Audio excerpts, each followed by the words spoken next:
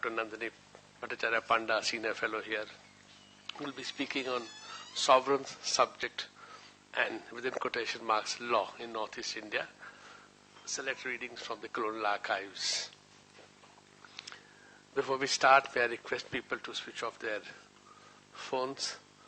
Also, for those of your friends who want to be here or not here, we are transmitting it live on both Facebook Live as well as our own website. Later on, we'll be posting this lecture also on our website, always being available. Three of us were just last week in Shillong at a seminar looking at various aspects of the impact of colonialism on the legal, the traditional structures, the traditional law, and how post-colonial in India we are coping with it.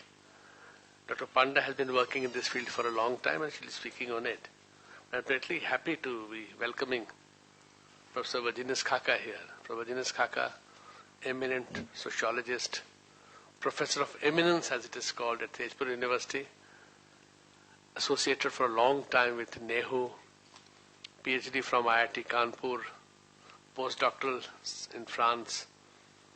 Since my French is very poor, I shall not pretend, I shall not try to speak the institution's name, but something with human beings I can make out because it says the homes, obviously.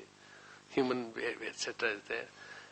Worked a lot on the issues of primary work was initially in North Bengal on agrarian labor and the emerging issues there, expert on plantation labor, and involved for a long time in issues of social exclusion and therefore how to bring about inclusivity.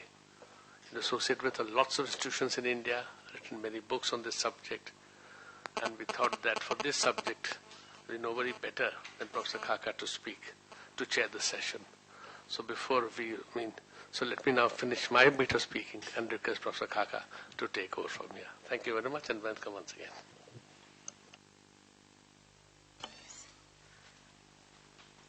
Thank you, Dr. Sinha, and may now request Dr. Nandini Bhattacharyya Panda to make the presentation. Respected Chair, esteemed Director, learned audience, colleagues and friends. The title of my paper is Sovereign Subjects and Law Within Court in Northeast India. Select reading from the Colonial Archive. I should mention at the outset that I have been working on this project, as Senior Fellow in NMML titled History, Lineage and the Dynamics of Law in Northeast India, Law Within Code, Code, Custom and the State, 1873 to 2013, since January 2018. This lecture is prepared on the basis of my ongoing project. That it is prepared on the basis of Colonial Archive is evident from the title. Before analyzing the archive, I want to say a few words about the questions I have raised in the project and the archive I am working on. My questions. I seek to explore in this project why law within court, forms a crucial site during both the colonial and post-colonial period in which state engage with the tribal and non-tribal communities in the realm of identity politics, cultural contestation, and the issues of authority and morality. Law in this study does not refer to a set of homogeneous entity of codified rules and regulations. Law in Northeast India refers to both constitutional law of the state, administered through formal courts of justice, as well as customary law, administered through village councils or district councils of the indigenous communities. It should be mentioned that law, as currently operational in the Northeast, both constitutional and customary, is not a product of post-colonial legislative enactments. It is the legacy of the colonial state, which the independent Indian state inherited and formally endorsed subsequently on the basis of the assumption or faith within quote, on the colonial masters that they retained and continued the indigenous custom law for tribal and non-tribal communities in the Northeast. Looking back at the colonial time, this study seeks to explore the historic root of contemporary complexities whirling over law within quote, that persists till date. I have traced, however, supported by already availed archive, that there are some crucial missing links on the assumption about the continuity of pre-colonial law in the Northeast under the British sovereign. I think it had those missing links, some important aspects were glossed over. The colonial legal structure was largely retained after independence. It is perhaps vital to trace and analyze the missing links for the policymakers and stakeholders towards developing a rational and grounded policy approach in dealing with the overriding problems that dominate the ethno-state, inter-community, and intra-community relationship in the Northeast, the fragmented accomplishment of formerly Lookist and later Actist policy. By tracing the missing links, I argue that the disquiet as manifested in militarization, identity movement, ethnic strife, essentially relate to the passage of colonization of land, forest, tradition, culture, custom, and memory of the inhabitants of the land. The available documents suggest that the colonization process unleashed new forces that disrupted the existing socio-economic structure, leading to the creation of new edifices. Law, within quote, was the most important edifice that reflected the new social, economic, and political imperatives, or in other words, the pivotal instrument for ensuring command and control and legitimization of imperial rule. What are the missing links? The extant documents point to the following questions. Do custom and customary law connote same definition? Law is a purely Western concept, evolved through cultural, civilizational trajectory over centuries. It is difficult to trace similar word with all its qualities as understood and professed by the British in any pre-colonial discursive genre in the Indian soil. Hence, one may ask, did the indigenous communities have customary law before the British came? Those were structured, reified, and ready for use by an imperial power such as the British, who cherished the ulterior agenda of grabbing land and expropriating resources. Custom is flexible, and the term connotes usual, generally accepted, and long established ways of behaving or doing things, or distinctive practices and conventions of a group of people in a given locality. Law is structured, formally instituted to be the integral apparatus of a state. The British repeatedly proclaimed that they retained the traditional customary law for the indigenous communities all over India, not only in the Northeast, to assert moral rule in the newly acquired territory. The Colonial Archive makes it evident that the British sovereign interpreted and represented the indigenous custom as customary law and coalesced them within the contested hierarchy of colonial regulations or code and customary law. And perhaps there lies the crucial missing link, the historical passage of transformation from custom to customary law, and customary law emerging as a great colonial edifice. The disquiet as expression of people's anxiety and belonging, futile attempts to reclaim their lost domain under the British sovereign is inexorably linked with the colonial state formation in Northeast India.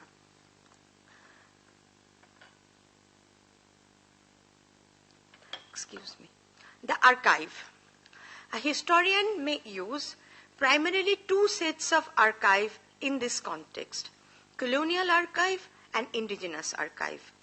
Colonial archive is available, although scattered and not properly catalogued, at least in the state archives. There is another major dilemma for the historian to infer evidences from the colonial archive. Such category of documents are colonial, within quote, culturized and lopsided against the native subjects, and the documents consistently contradict the pronounced policies of retaining indigenous custom, defined by them as customary law. For example, the colonial sovereigns proclaimed that the retained customary law, read customary practices, for the people, while the records are full of evidence of conflict, resistance, violence, and massacre of, I quote, insolent and violent, unquote, tribes. One may ask in this context as to how the customary practices had been preserved if the sovereign and subjects were continuously engaged in unequal encounters, while the sovereign had the single objective to introduce hegemony over the native subjects. The subjects vehemently, also violently, resistance against their displacement from their habitat, land, forest, tradition, and cultural memory. For the indigenous archive, field study, or now it is called oral history, is the only source, as there is hardly any written evidence to trace the passage of transformation from custom to customary law or the changes that had been introduced by the colonial state. The indigenous tribe did not have written custom. Customs are hardly written. But the present indigenous narratives hark on customary law, not custom. Evidently, the knowledge had been filtered through colonial paradigms and policies. Folklore is an important source of custom. The process of collecting and analyzing folklore and situating those in a historical perspective is time-consuming. My study is situated in this background. Northeast India in the colonial imagination. Northeast India posed diverse critical challenges to the British sovereigns on account of disparity in geography, economy, polity, society, culture, and most importantly, the ethnic composition. Hinduism was the dominant faith of the people in mainland Assam, where there had been numerous tribal communities in Assam as well. The elite and non-tribal population in Manipur followed Vaishnavism, which had been counted as Hinduism. Rest of Northeast was primarily inhabited by the tribal population that had been the great source of concern for the imperial agents, especially because those people enjoyed traditional customary rights over vast expanse of land and forests. The colonial enterprises such as plantation, tea plantation, rubber plantation, mining, expropriation of natural resources like oil, timber, and other forest products was practically impossible without bringing those communities under absolute control. Colonization of Northeast India since the middle of the 19th century thus started a new epoch in the cultural and material life of the people of the region.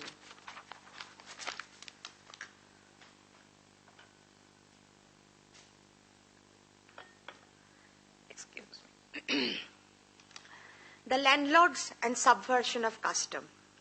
3 sets of examples will be presented here to analyze the process through which law within quote, was constructed and implemented in the Northeast. The first example relates to the settlement of land revenue with the landowning class.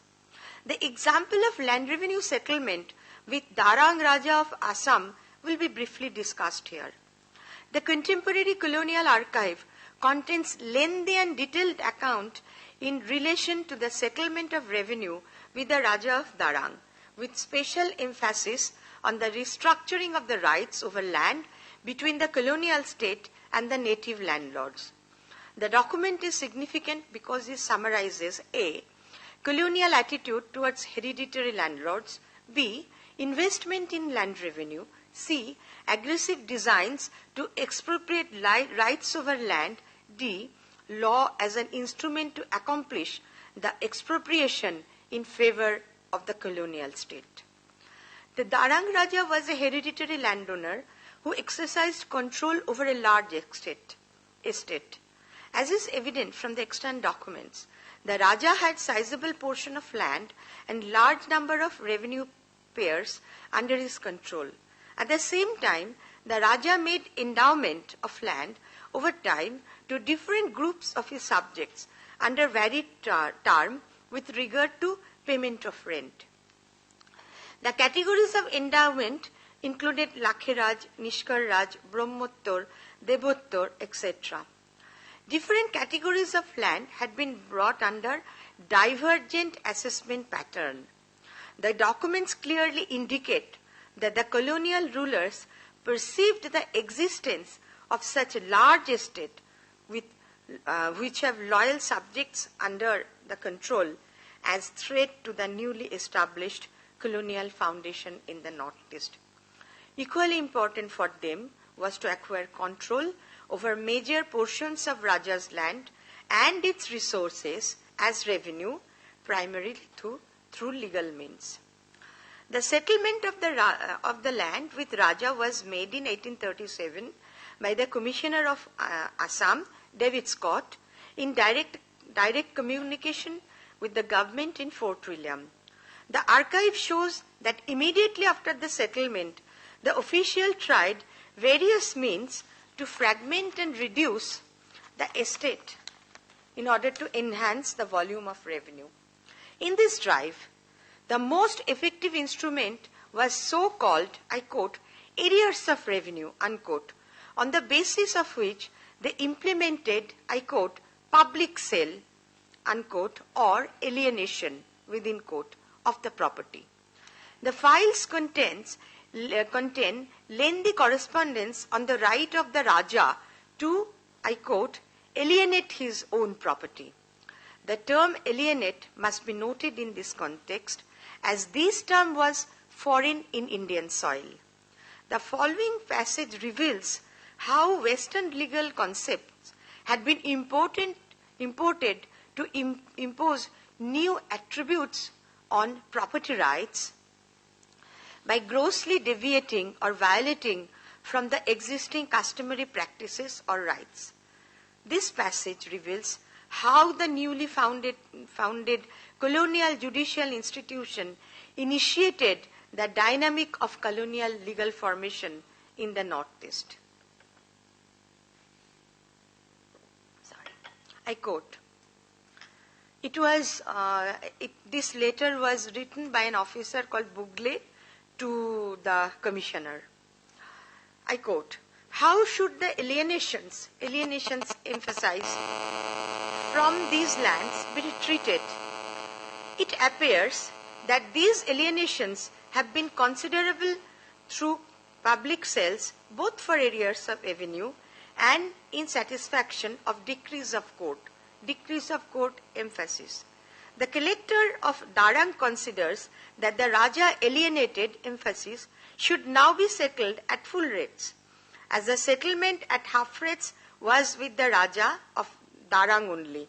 The commissioner, on the other hand, considers that the half rental arrangement should extend the lands which have been alienated, emphasis, as well as to those in possession of the Raja. There are numerous examples of the importation and application of Western legal terminologies leading to the metamorphosis of the quality of customs into colonial law. I should briefly explain the significance of this dynamic. Right to alienation is the elemental condition of private property rights evolved in 17th, 18th century England/Europe by the political philosophers such as John Locke, Thomas Hobbes, David Hume, et al. John Locke proposed his theory of property in the second treatise of Government. Locke's theory is rooted in his concept of law of nature that permit individual to appropriate, exercise rights over things in the world, such as land and other immovable material resources. In other words, Locke propounded the theory of private property, of which alienation is the essential quality. The intrinsic meaning of alienation is the right to sell, gift, and transfer. Locke's theory provided rational to laissez-faire theory to industrial capitalism and welfare state to socialism. The categories such as alienation were not part of the discursive genre on property in the Indian soil. In the classical Dharmashastra tradition, the terms such as property and alienation may be approximately close to the terms such as swattva or swamitva, but the Indian terms are by no means synonymous to the Western concepts. The Indian concepts evolved over millennia in a different civilizational background, while the Western concepts are also product of a particular time, political structure, economy, and socio-economic urges of a given class of people. Therefore, the intrinsic qualities of Indian categories are foundationally different from the Western categories. The British sovereigns deployed those concepts to ensure control over resources and mastery over the native subjects. Without elaborating on this point further, I will now briefly move on to the colonial approaches to the custom of the indigenous or tribal subjects. The colonial discourses created the northeast frontier within quote, as an artificial cultural entity that I already mentioned somehow. For example, Boileau Pemberton's discourse, produced in as early as 1835, was full of mountain passes, unnavigable rivers, dense forests, and the indigenous inhabitants were, I quote, fierce and unconquered tribes, unquote. Alexander Mackenzie produced his discourse later in 1884 and was more informed and articulate. In fact, it was Mackenzie who imprinted the notion of frontier tribesmen. The Ethnographic Handbook of Tribal Law excerpts from Mackenzie's chronicle. The Colonial Archive is a repository of the expression of their anxiety regarding how to deal with the savage, warlike, both within quote, subjects in the Northeast, how to extend authority and control over the land in which they inhabit and enjoy resources for time immemorial, how to intimidate those people through arms, how to draw them under the paradigms of civilization so that they are able to understand the governing principles of the colonial masters, especially the law by which they can perceive, modify, and regulate their demands and rights over resources. I am yet to locate any contemporary indigenous archive as counterfactual, reflecting on the history of anxiety and belonging of the tribal people. The indigenous perceptions and reactions are visible only in the recent time, not in the 19th century. Researchers may derive the trend only from the violent encounters between the colonial sovereigns and ethnic communities that ensued following the advent of the British in the region. In sum, the passage of introduction of colonial law in the Hill Northeast was violent and complex. Focusing on Mackenzie's book, which chronicled the British conquest of Northeast India, it becomes evident that the entire region entered into the global map as a strategic frontier, a savage space, a wild track, both within quote. Mackenzie's narrative is closer to a discourse on ethnohistory.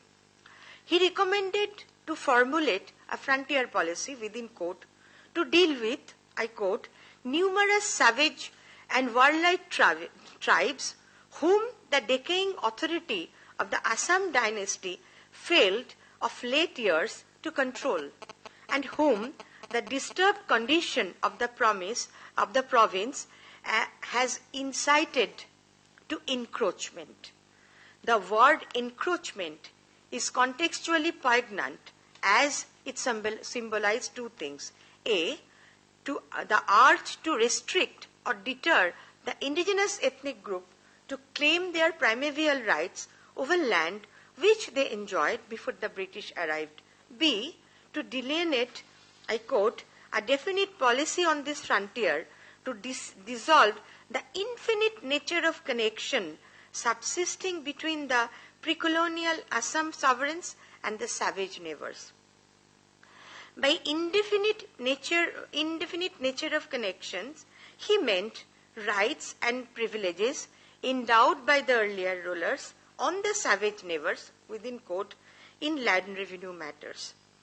Mackenzie, however, stated that the British have explored, quote, peculiar land system, unquote, of the native governments with an enlightened policy.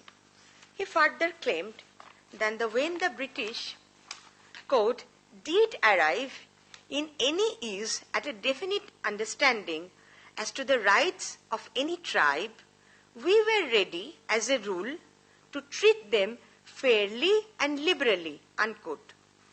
Mackenzie cited example of the success within quote, of fair and liberal, that too within quote, policy of the British towards the tribal subjects. Those examples may as well are glaring examples of how the tribes had been forcibly drawn within the British legal system. As mentioned by Mackenzie, the British had demarcated the frontier line for each tribe in 1872-73. The Deputy Commissioner of Darang was in charge of watching the activities of hillmen within quote, come down in the plains to trade and graze cattle. Sir G. Campbell recommended that this right should be given to them not, I quote, as a right, but as a privilege, as a valuable means of securing their good behavior, unquote.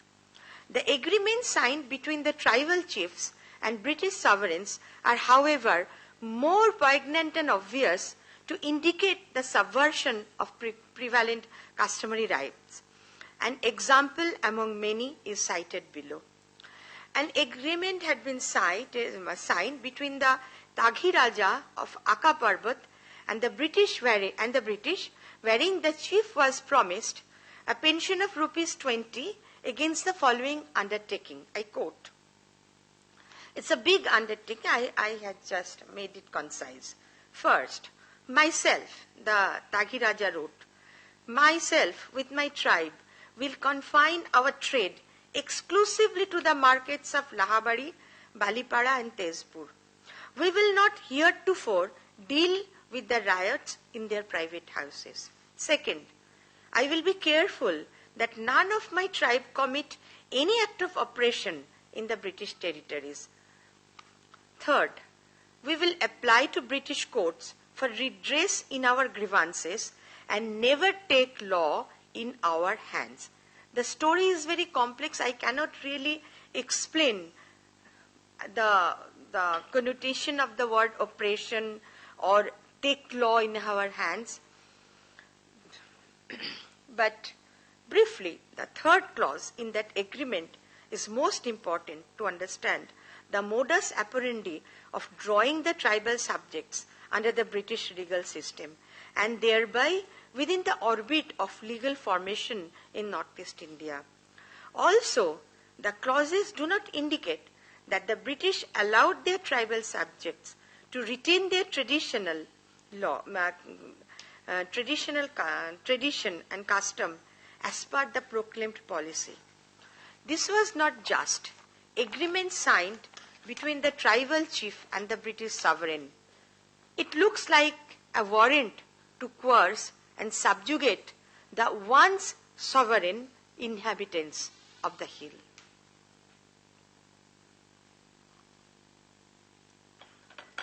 Mackenzie also recorded several instances of resistance from the tribal subjects. For example, in 1882, the forest guards reported that a large body of Aka and Dafla tribes came down and set up boundary marks, declaring that they would not allow anyone to cross the boundary and enter British territory.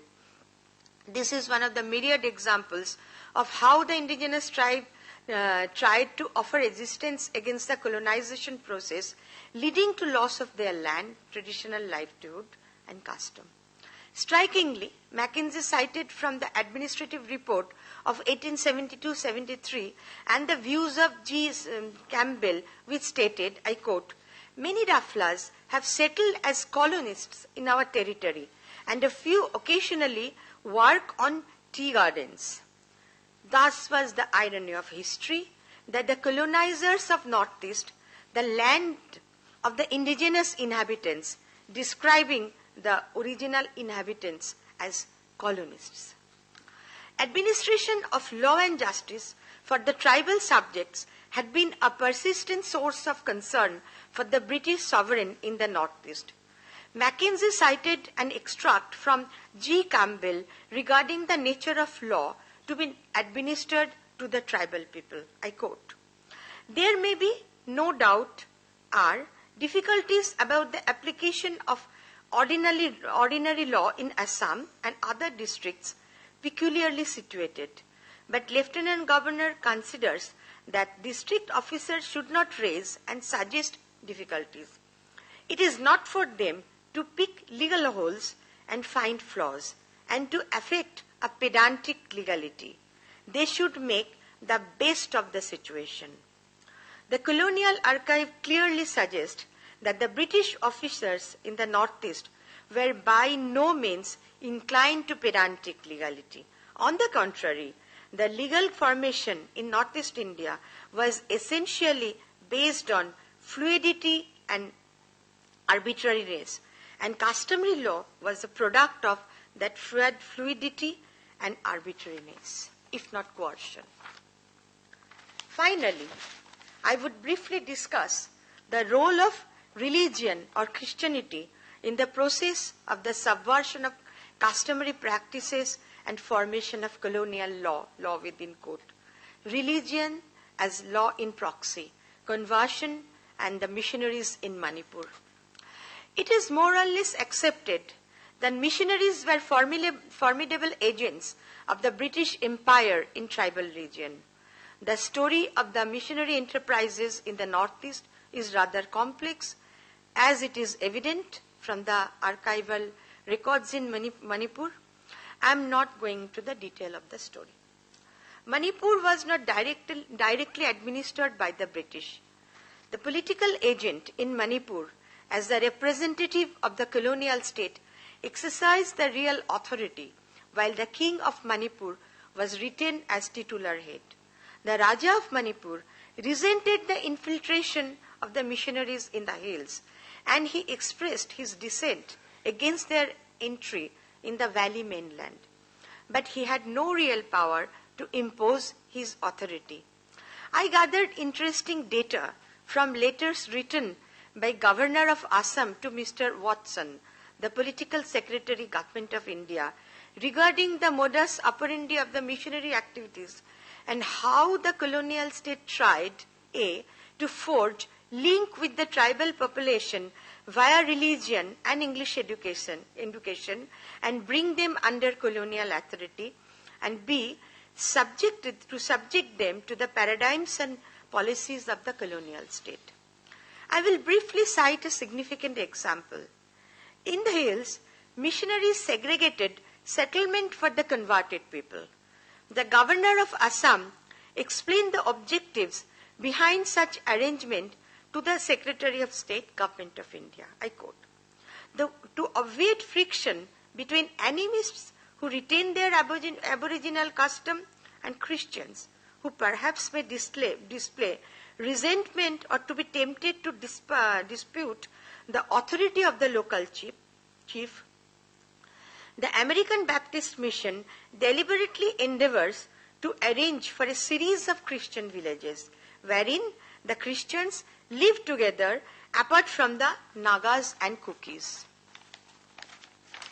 One would not miss the hidden agenda of this arrangement. In the first instance, it was a classic divide and rule policy between the so-called converted better-offs receiving favor from the state through surrendering their religion. Well, in many cases, the surrender was not voluntary, and the so-called rebellious population trying to cling on to their religion, tradition, and custom. In the second instance, it was a convenient strategy to intimidate the resistant groups through planting hostility and violence among the villagers, in which the Christian loyals would receive support from the state.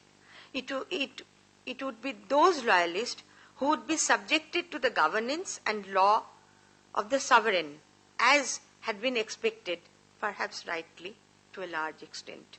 The rest is history. I should end here.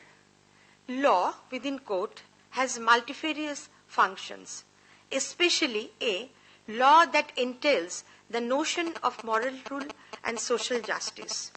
B, law as an instrument to appropriate socio-political control in a given state. After taking over the direct administration, the British sovereigns claimed that they would retain personal law, tradition, and custom of the subject people. The Colonial Archive narrates a different story. It shows how colonial law, customary law, far from being a survival, had been created by the new economy and the imperatives of the British Empire, as well as conflicts and socio-cultural dislocation of the native subjects. Thank you.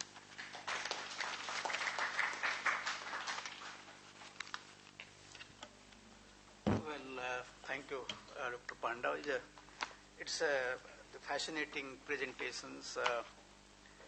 Northeast is a much larger canvas than probably where she really focused. I think she primarily focused on Assam, the context of Assamese, particularly Darang and the Arunachal Pradesh. And of course, you have also the Manipur, which was a different states. So it's a sort of a sample that has really been taken from a different context in terms of the sovereign, the subject, and the law, and as to how this has really worked.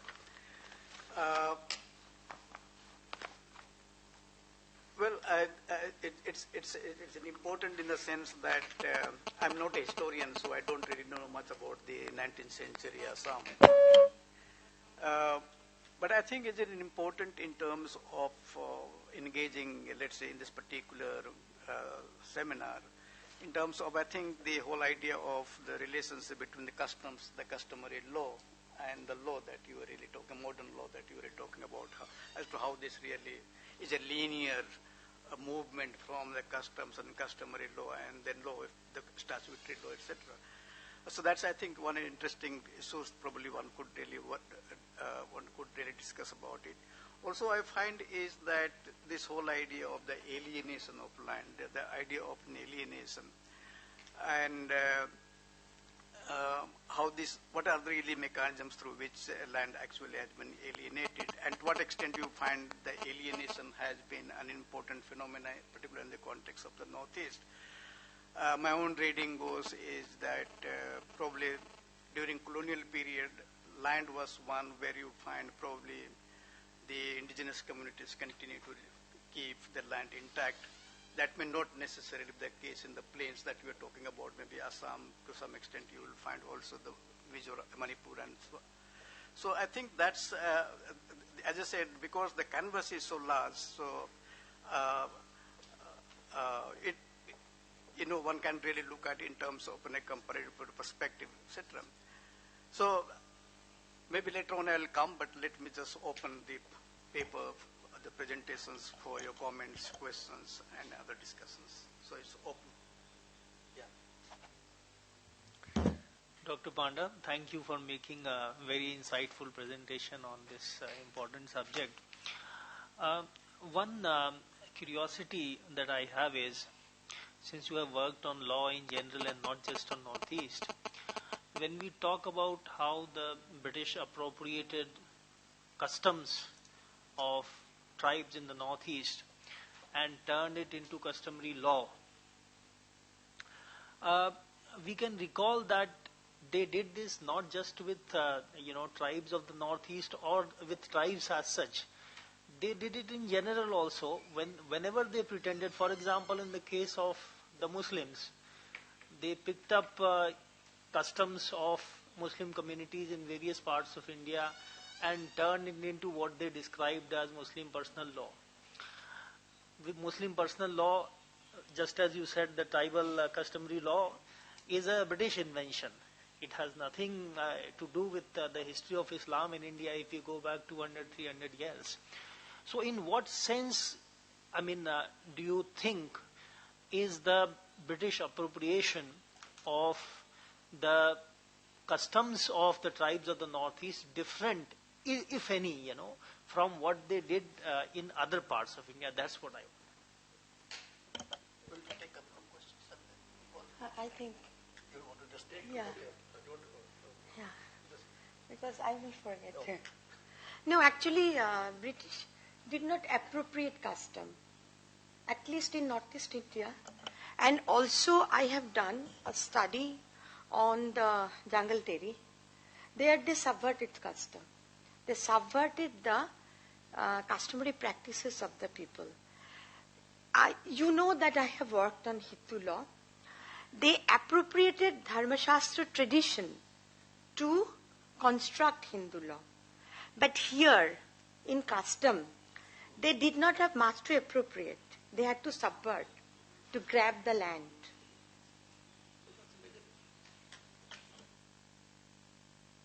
Yeah. Thanks for a wonderful presentation. So you argued that what we understand the customary law is all a construct of colonialism or colonial construction. And in post-colonial period, we followed that construction, and that is why you feel that the whole problems or the contestation between people and the state is there in the Northeast. So, looking to the the various tribes' customary law, the first question is that what is the customary law then, the actual and or the authentic one, and what tool one can use to identify that after a long gap? Because today, if I'll go and try to do some research on the actual customary law, then what tool should I use? Because it's a huge gap, and there might be, as you said that custom is flexible. So might they have some changes even within or, that's what I In my study, I'm not suggesting or I'm not trying to trace the custom. It can somehow be traced, I doubt, through folklore. Because I told very categorically that customary law, when I go to the field, they said our customary law, not custom. And it is difficult to retrieve custom because gap of 200 years. My objective of this study is that in the very beginning, when there was transfer of power, independence, people had blind faith on the colonial, structure of law. They did not question, like Hindu law. There was nothing called Hindu law. But they just, persisted that notion and made it constitutional law. So likewise, everywhere, And my point is because it was never examined, the nature of law that persisted. That's why there was so much trouble in Northeast and maybe in other regions, but mostly in the Northeast. Therefore, we have to examine that because we are continuing colonial law. So how we can examine it, revise it to the interest of the Indian state and to the interest of the stakeholders. This is my point.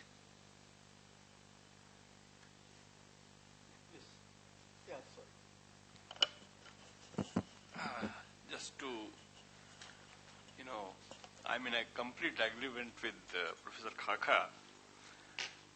It's so diverse. And the examples you have quoted, Akas and Daflas, they were so diverse within Daflas also. And they were, even today, Daflas customary laws have not been codified. What to talk of colonial times? In fact, Arunachal was never colonized. It was kept away. And even in Mizoram, it was quite late that colonial laws, their customary laws, which differ from village to village, from community to community, from clan to clan, even from within the tribes, so much diversity. And for quite late, it was codified. I don't know. And cookies, which cookies you are talking of? There is number of groups within cookies. Should I answer? Yeah. Actually, I cannot deal with all the issues in 40 minutes, 45 minutes, number one. Number two, customary law and codification. These two words cannot go together. Yes, there are attempts for documentation, compilation, but code and custom are different. So there are lot of discussions, contestations, debates about codification of customary law. And if the custom is codified, then it is codified law, not customary law. Number one. And Nagas, cookies, Daflas, yes, that's what my point is. The British did not look at the variations of the custom.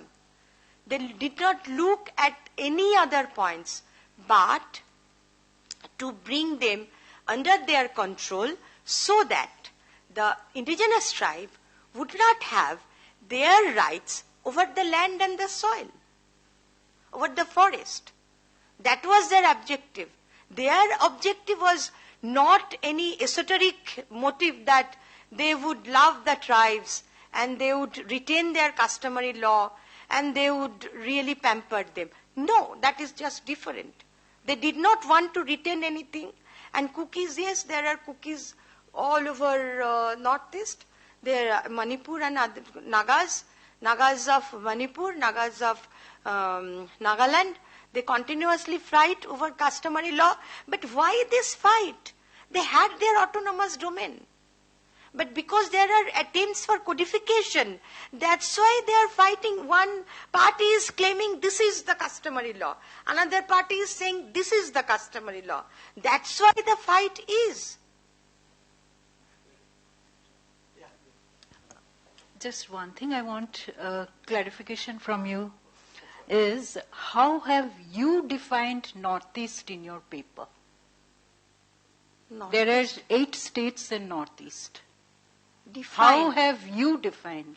Well, I cannot really, this is, my document is derived from archive, Colonial Archive.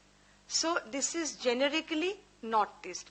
I have collected instances from Manipur, from Arunachal, from Assam. 3 states. But, I cannot really mention that I said 3, they are representative examples. Exactly. So you cannot say Northeast. Your title should change to from pre-independence Assam, Manipur, and Arunachal. That Well, will be more appropriate than calling it Northeast. Northeast is a cultural term, is a political term. So that's why I have used the term Northeast. It is a cultural and political term. I am working on Assam, Meghalaya and Manipur. That's the point of looking at it. Yeah, just one block there first. Yeah. Basically, I had a question. I wanted to know that if you go through the history of medieval India, you get to see that historians have found it very difficult to determine the ownership of land. So historians have not been able to determine as to who really owned the land. Was it the ryots, was it the Jagirdars, or was it the king? So in the context of Northeast India, I am interested in knowing as to who is the owner of the land in Northeast India. And second, the second question is basically related to the title of your paper, whereby you use the term post-colonial. So what are the traits of colonial period that you get to see after independence that you are calling it post-colonial? Thank you. I mentioned post-colonial, she did not. The paper is only colonial. Well, it is very evident in my presentation that I referred to post-colonial twice because I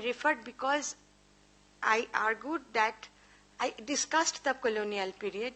I indicated some problems of the post-colonial period and just trying to link them. Why? It is a backward integration, not forward to post-colonial. And another thing is medieval India property rights, but that's a very big issue. I cannot really answer your question even in 1 hour. This is a very difficult question. Number one, the indigenous population had one category of ownership. Ownership, if we can call, then the Hindus, the Muslims, they had different kind of, I just referred in my paper very briefly that in Dharma Shastra there were concepts of Svatto and Swamitto, but there were kind of literary theoretical concepts, but the practices on ground were different, so it's a very big issue. Sorry, we can discuss. Yeah.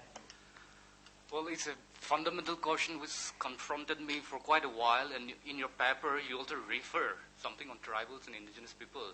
So how do you draw the line between the category tribal and indigenous people in Northeast India? Well, tribe is a British term. I don't like to use the term tribe. And indigenous is also, it is a movement. It is a movement throughout the world, like in New Zealand, like in Latin America, like in Africa. But in India, indigenous, the term indigenous referred to the restoration of land rights. But it is under the carpet in India. Again, we inherited the term tribe from the British. We had no synonym of the, in Kautilya's Arthashastra, the Kautilya used to refer the forest dwellers as Aranyachari. Sanskrit terms. But there was no synonymous to the term tribe. And indigenous, well, I am using it because I don't like to use the term tribe, because indigenous is a very political, economic and geographical term that is not relevant in the Indian soil. But indigenous means original inhabitants of the soil. So within this limited connotation, I am using the term indigenous. Can I just ask, Dr. Panda, thank you for a wonderful, very eye-opening paper. I just wanted to ask you, in the context of your study, have you made any kind of assessment of the quantum of economic exploitation for which the British went into the indigenous natal Indian areas, the forests and the mountains, and what they got out of it, for which they oppressed these people so much? Thank you. Sandaji, there are a lot of studies on that. Lot of studies. So I'm not really, I cannot go into it. So actually my base point is the quantum of exploitation. And that is the vantage point. From here I'm studying law. That what was the law that helped them to exploit so much?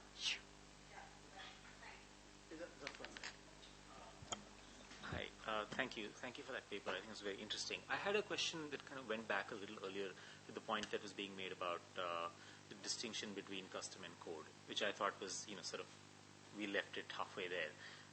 And I was, I've not done a lot of work in the Northeast, but I am a historian, but I'm not doing historical work, but right now on the Northeast. But I think one of the things that I found interesting is that when it comes to what we now call customary law, and I think you did a really great job of describing how that is a problematic idea, and looking at, let's say, the resolution of disputes about, let's say, a piece of property within a village.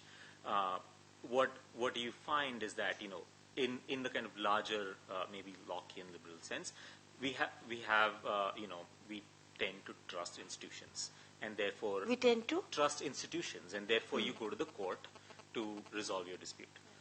What happens in the context, at least that I have observed, is that you go, the lines of authority are blurred, largely because of customary practices. So, sometimes it is, of course it is in certain parts at least, it's the women who are custodians of the property, but it is sometimes, their maternal uncles who might go and resolve the dispute, and then, the resolution comes to you, as it were, right?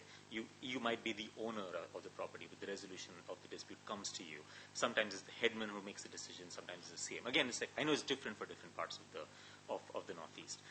And to me, in some sense, there is I wonder if there is also a sort of, in defending the way, simply the kind of, simply the idea of customary practice, I wonder if it actually denies individuals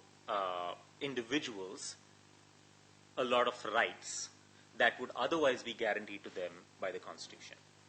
Especially when it comes to a place like Meghalaya, which is what I've been looking at, where women are supposed to be the custodians of property, but in many places they are not allowed to leave the village because they are the custodians of property. They're not allowed to marry who they choose, for example. Right. So I was wondering, the kind of larger political space that your project is occupying, and whether you've had an opportunity to think about some of these kind of implications of what it means to, let's say, I know that there are movements that are trying to say, okay, well, we should go back to some sort of custom, and then there are the other side of the story where people say this is kangaroo court, this is no different from a cup panchayat. So I was just wondering if you could just think about that a little bit with us. Thank you. Yeah, it is a good question. Actually, you are talking about basically individualization. I had been to several villages. This is kind of a twilight zone. Remote villages. So actually, to avail the constitutional law, you have to go to the court. That is a major problem everywhere in the remote villages, more so in the hills. And there are, I went to a number of Khasi villages. They have their darbar and all these things. But yes, you are very much right. Some of them, they don't want to,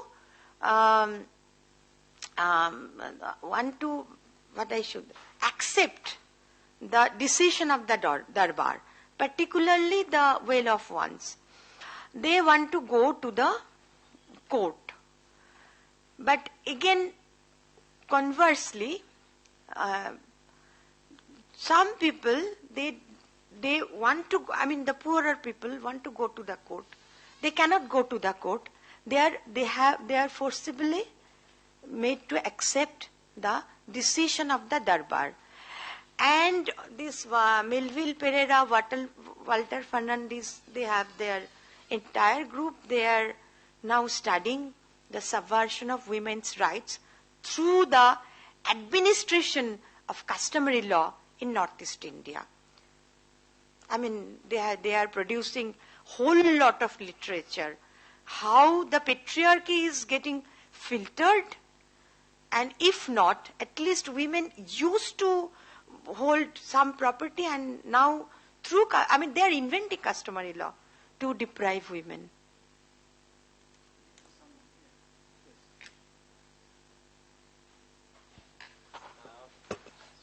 Ma'am, the kinds of problem which you are arguing of, don't you think that it has little to do with colonial and post-colonial, and it has more to do with the coming up of a modern state and the rule of law, which was one of the major feature of this coming up of a modern state? And secondly, regarding the terms tribes and indigenous people, can't you think of using the term which I remember from my social history classes, as late Dr. Bismarpati, he used to use the term Adivasis for in most of these cases. Well, I am talking about the introduction, the unleashing of the forces of rule of law, quote unquote modern state, and the impact on the indigenous stroke tribal population. Adivasi, yes, of course, there are so many terminologies, but tribe is the appropriate term for the people in Northeast India. I use indigenous because it is somewhat, I don't like the term tribe, that's why.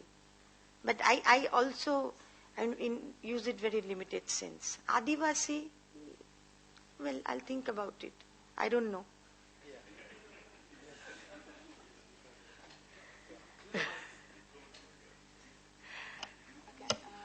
Thank you, ma'am. For the entire history of indigenous peoples of Northeast is actually very different from any part of India.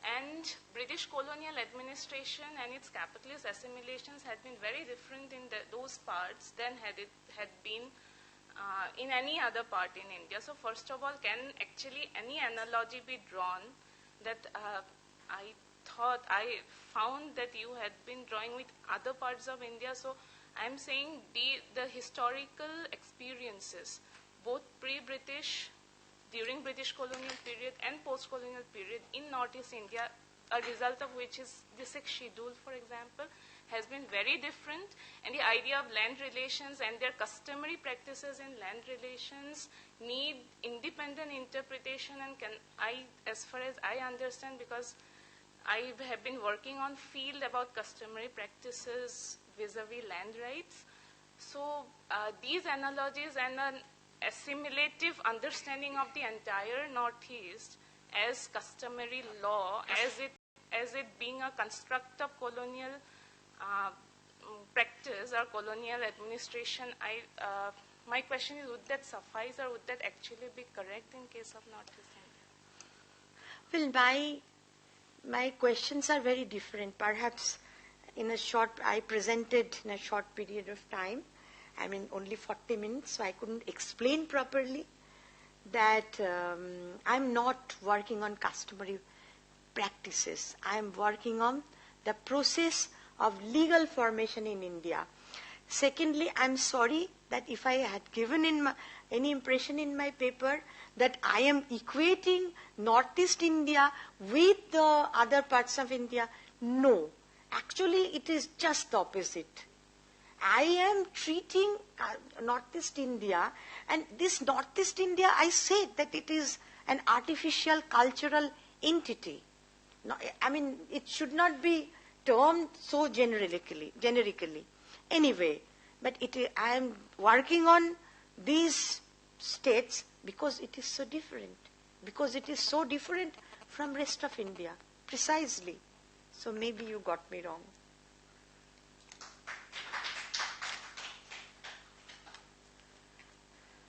Well, this is Northeast is always a very fascinating topic to engage with. Let me make a couple of points. First of all, I think how do we really conceptualize customs? That itself is quite a problematic. And if you really look at the way in which anthropologists have been engaged with customs, then you find that there are different lenses from which they really look at it. For example, one will be you give a detailed practices which are being followed by the people. So that is one way of looking at it. But then if you are trying to extract a certain kind of rules out of these practices, that is where people start talking about the customary law, because you are actually trying to see what are really conducts, what are really rules, what is the way in which to be done. And then you start extracting it. And that is another way in which probably we can really look at the customs. And thirdly, I think the customs is also looked at in terms of, because if a society has a culture, then you also find that custom is a certain dimension of a culture. So I think to begin with, I find that there is not one way of looking at the customs. I think there are different ways and different ways of conceptualizing. And probably this is a term which has gone very little of conceptualizations, and probably maybe one of the ways in which we can really refine ourselves and sophisticate our understanding of the customs by engaging much more, reflecting on what exactly we really mean by these different kind of terms. That I think is one of the things. And as I said, Northeast is, of course, there are many of the inferences that I have drawn on which probably I may not really agree with you on.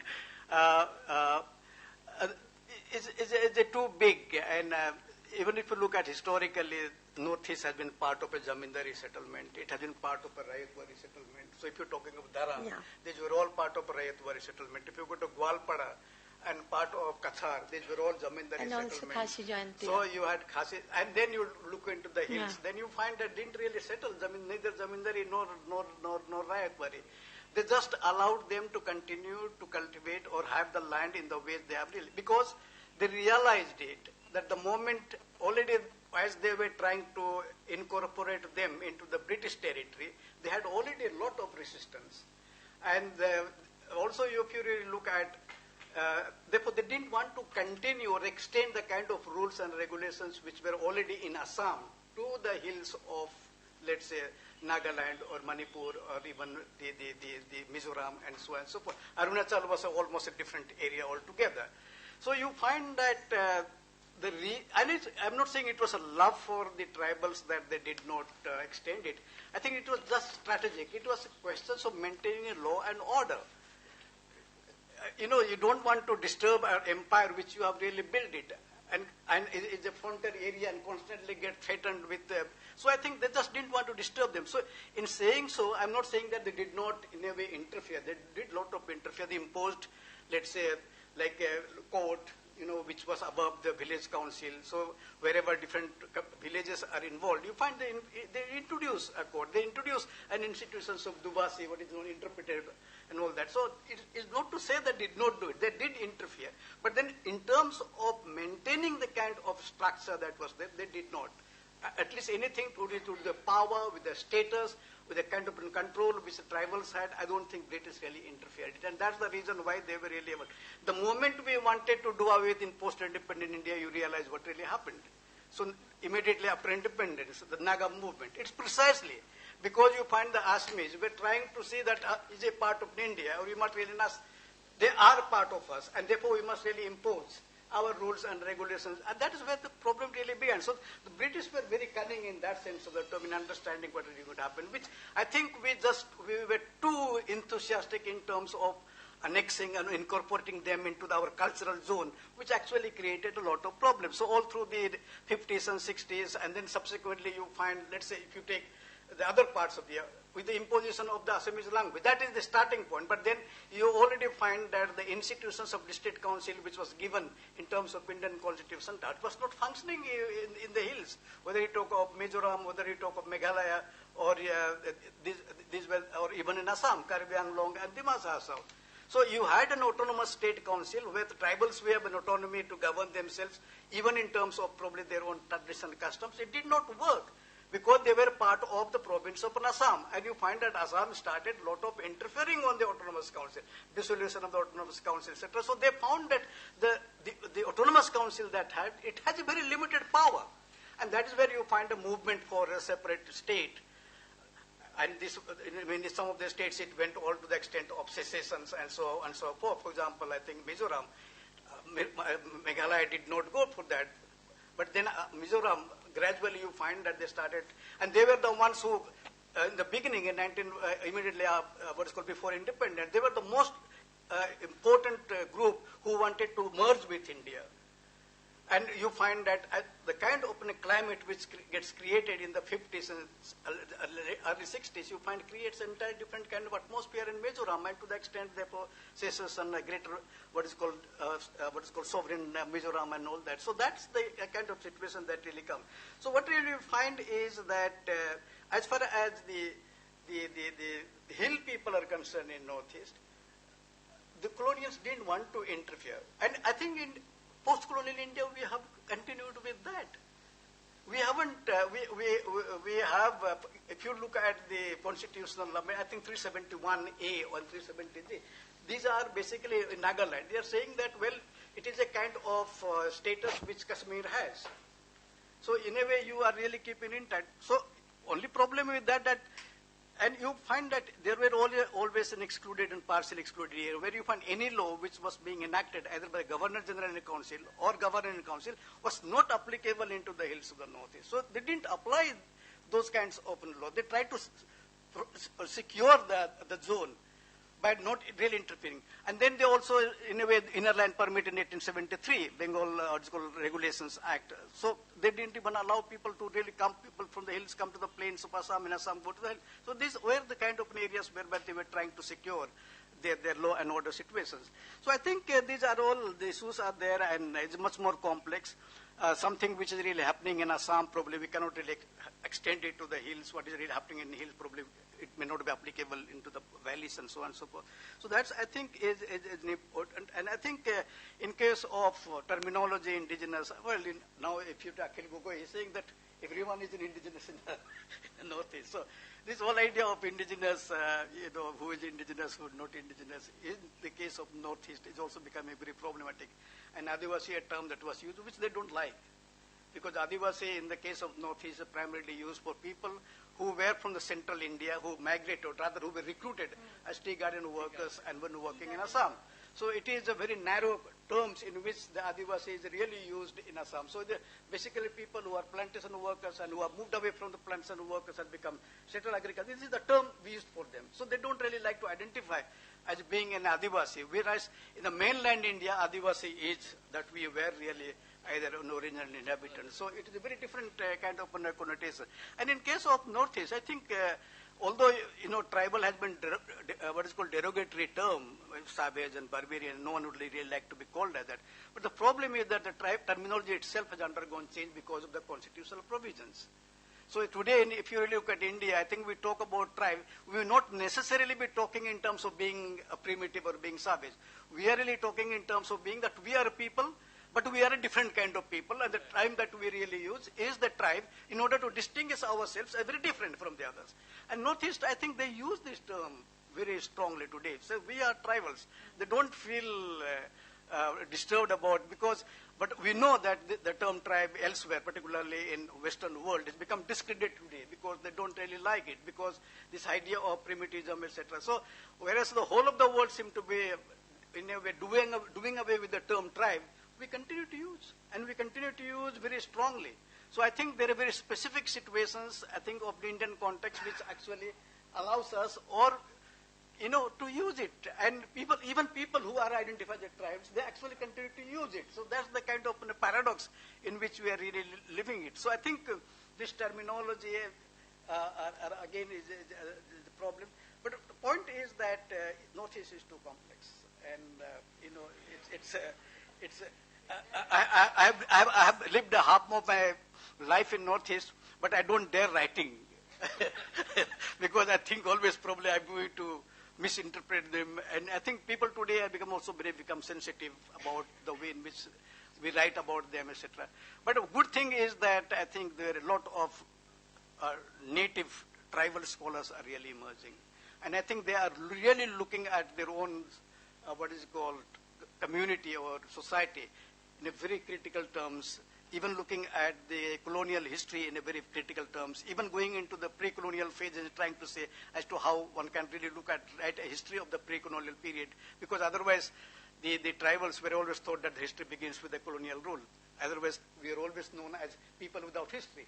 But although we had history, but we are always known as without history because no tradition of reading and writing. So that's what it's. So you find that now a very interesting kind of scholarship is coming up. maybe from Delhi University, JNU, maybe Ambedkar University, Hyderabad. And you find that the fascinating work is really coming up. And I think this is a new brand of scholars who are really coming up. They are bringing a wealth of insights, probably which we are unable to capture. So with these few words, I would like to, and I congratulate. Thank you very much, Chair. Thank you very much, Speaker. We can always continue discussion over chai. Tea waits for us.